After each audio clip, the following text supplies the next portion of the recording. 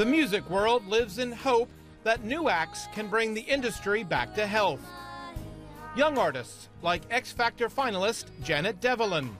Her debut album is slated to be one of the first releases in early 2013. Some people think I'm going to come out with some Adele's 21, like loads of ballads and stuff, but I'm definitely not about that. I mean, I take a lot of influences from the music I listen to and things. It's quite quirky and different. Yeah, there are a couple of slow songs, but I don't think it's what everyone would expect, but I think they'll really like it.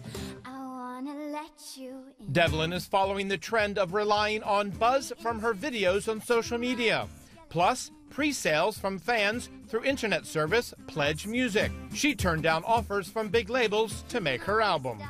You've written a song and you've taken the time out and been creative and written it, and then you take it to a guy that's got a lot less imagination than a producer, quite frankly, so they may just not see a potential in the song and just throw it away. But the record labels have been on a campaign of late to convince artists and the public they are still relevant. There will be a percentage of artists who will be able to make a living online, but I think it's important to note that the internet buzz that is created around an artist doesn't necessarily transfer into commercial success.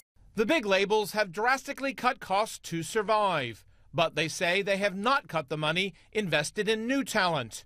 On average, a hefty 26% of global revenues. 1 in 4 of those signed to the top 4 labels are new acts. I think because there's a lot of really exciting, fresh new music that I'm hearing, and it's a time when people are being more innovative, and I think there's a believability to a lot of new acts that are coming along where people are actually more prepared to be honest about who they are. And honest about where they come from. Love it or hate it, Gangnam Style is the thin edge of a K-pop or Korean pop explosion. Now, the most viewed video ever on YouTube. Streaming sites have given more acts more access to global fans, with video views now seen as a benchmark for music. But the industry says technology is also giving them access to new sales, not just video views.